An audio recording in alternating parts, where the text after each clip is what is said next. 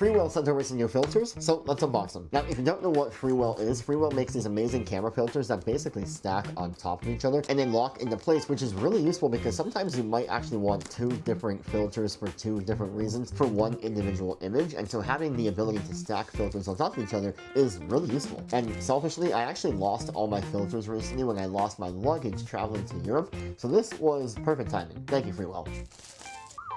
Alright, what do we got here? This is probably some paperwork. And whoa, look at that case. That is nice. Okay, this case is arguably the nicest case I own for anything camera related, and it's for filters. Like, that is crazy.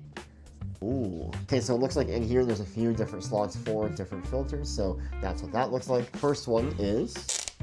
Okay, it looks like this first one is a neutral density 32 as well as a circular polarizer. I think that's correct. Oh, and really cool, on the cap they give you like a white balance card, which is really useful. Okay, I don't know how to work this. I'm just gonna put it aside. Okay, next we have a, looks like this is just some sort of step up ring actually. And then we have a, oh wait, no, sorry, this is the ND32 right here. So there's no variability on this, it's just an ND32. That is strong. Wow, it's like black. Maybe I read this wrong actually. Sorry, the first one is actually a variable ND from 3 to 7 and the CPO all in one. That's crazy. Then the other one is the ND32. That makes more sense. And all of them can stack together, including the other package. This right here is the Snow Mist quarter, and quarter is the strength of the filter itself. I'm assuming they have a half strength or maybe even an eighth strength as well. Quarter is usually a good fastball down the middle, so I'm stoked on this one. Let's unbox it.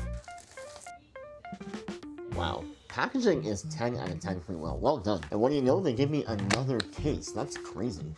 Okay, so if you don't know what a mist filter does, basically what it will do is it will bloom the highlights. I don't know if you can tell on here, but it'll bloom the high parts of the image to be less, I guess, rigid and strict against other contrasty parts of the image and help to bleed the highlights onto the other parts of the image. It's very subtle, but you'll see mist used a lot in film and photography, and I use it a ton for my pictures as well. So I'm stoked to try this out. Most likely, I'll be combining this with the CPL and the ND3 to 7, especially for images like, let's say, for cars, because I'm gonna want the CPL to reduce reflections on the car itself. I'm gonna want the neutral density to bring back some highlights and retain information in things like the bright sky, and I want the mist on there to bloom things like the headlights in the car when they're on over the body of the car itself. And because you can stack all these together, like on top of each other onto your camera lens, that is possible. Anyways, Freewell, thank you so much for sending these over.